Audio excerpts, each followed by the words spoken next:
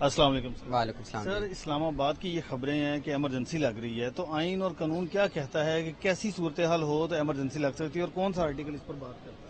देखिए, इस वक्त तो मुझे नहीं लगता कि कोई भी इमरजेंसी रिलेटेड सूरत हाल है जो आइन के तहत इमरजेंसी लगती है।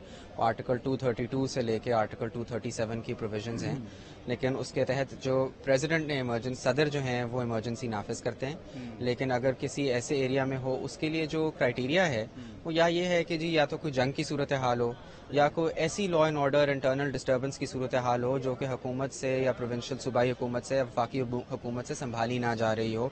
उस सूरत हाल में जो सदर हैं वो इमरजेंसी नाफिज कर सकते हैं। लेकिन अगर उन्होंने किसी सूबे के इस बुनियाद पे करनी है कि सूबे में नहीं लॉ एंड ऑर्डर सिचुएशन, तो सूबे की असेंबली से रेजोल्यूशन एक रिक्वायर्ड है। और अगर आपने वफाक में लगाना हो या थ्रू आउट लगाना हो तो जो नेशनल असेंबली है और सेनेट है उसमें भी आपको वो जो इमरजेंसी की प्रोक्लेमेशन है वो प्लेस करनी पड़ती है और दोनों हाउसेज से आपको अप्रूवल चाहिए। यानी मुश्तरका इजलास भी बुलाया जा सकता है, एक ये भी है उसमें जो कॉन्स्टिट्यूशन में लिखा है वो ये लिखा है कि दोनों हाउसेज में पेश किया जाएगा और अप्रूवल फ्रॉम ईच हाउस लिया जाएगा। उसमें जॉइंट सिटिंग का लिखा तो नहीं हुआ। और तीसरी जो एक सिचुएशन है वो है कि जी फाइनेंशियल इमरजेंसी अगर हो तो इमरजेंसी लग सकती है। इस वक्त तो ना मुल्क में अगर वफाकी हुकूमत से देखा जाए जी हुकूमतें कायम है, कोई लॉ एंड ऑर्डर सिचुएशन भी नहीं है, ना कोई जंग की सूरत हाल है, ना कोई फाइनेंशियल इमरजेंसी है। तो इस वक्त इमरजेंसी तो खराब है ये तो। लेकिन इमरजेंसी की सूरत हाल नहीं है, कोई आईनी इमरजेंसी की सूरत हाल इस वक्त कॉन्स्टिट्यूशन में नहीं है। ये बाकी जो सूरत हाल खराब है वो इलेक्शन की चोरी, इलेक्शन का मैंडेट, वफाकी हुकूमत की लेजिटिमेसी वो अपनी जगह बरकरार है। लेकिन उसके लिए आइन में तरीक़ेकार है, अदालतें हैं। राइट टू प्रोटेस्ट आपकी इफेक्टिवली सस्पेंडेड है, लेकिन राइट टू प्रोटेस्ट बिल्कुल होनी चाहिए। सही है। बिल्कुल वो है। तो अगर इमरजेंसी लगती है तो फिर जजीज को दोबारा ओथ लेना पड़ेगा? नहीं, इमरजेंसी के तहत कोई पीसीओ नहीं इशू होता।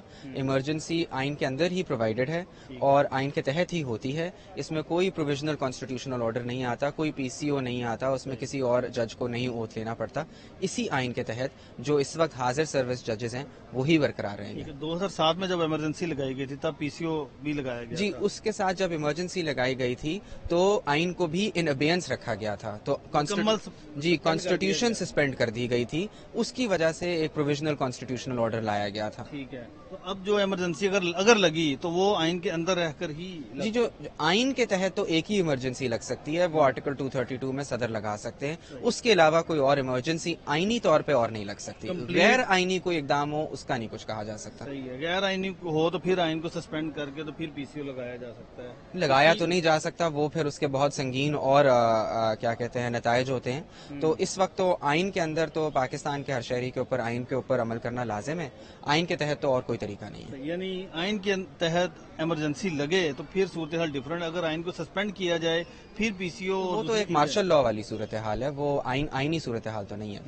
तो लगता है आपको इस वक्त मार्शल लॉ की सूरत? देखिए वो तज्जिया कार अलग हैं, मेरा उस पर राय जो है इस वक्त गैर जरूरी है। ठीक है। और दूसरी बात यह है कि एडहॉक जजीज का भी तकर्रुर होने जा रहा है, उससे मुतल्लिक आइन क्या कहता है, किस सूरत में एडहॉक जजीज लगाए जा सकते हैं? देखिए आइन का एक आर्टिकल है 182, उसमें आइन में जो प्रोवाइडेड है वो ये है कि या तो इस वजह से कि सुप्रीम कोर्ट का कोरम पूरा ना हो सके, पूरा सुप्रीम कोर्ट ना बैठ सके किसी वजह से, या किसी और एक्सेप्शनल सर्कमस्टांस यानी कि कोई गैर मामूल सूरत हाल हो तो फिर आप एड हॉक जजेस अपॉइंट कर सकते हैं।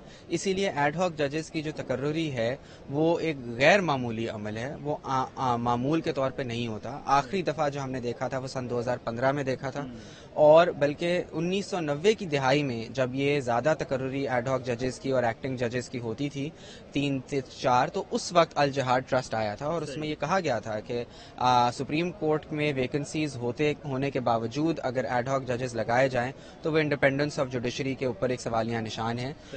उसके बाद से जब तक सुप्रीम कोर्ट मुकम्मल हो तो एड हॉक जजेस तो नहीं लग सकते। और आइन के तहत भी एक ये बिल्कुल गैर मामूली सूरत हाल होनी होती है जिसके अंदर एड हॉक जजेस रखे जाएं। अब आप ये देखें कि पिछले अभी 1 माह कबल तक तो सुप्रीम कोर्ट के अंदर परमानेंट वैकेंसीज ही 3 थी जो कि काफी तवील अरसे के लिए रही।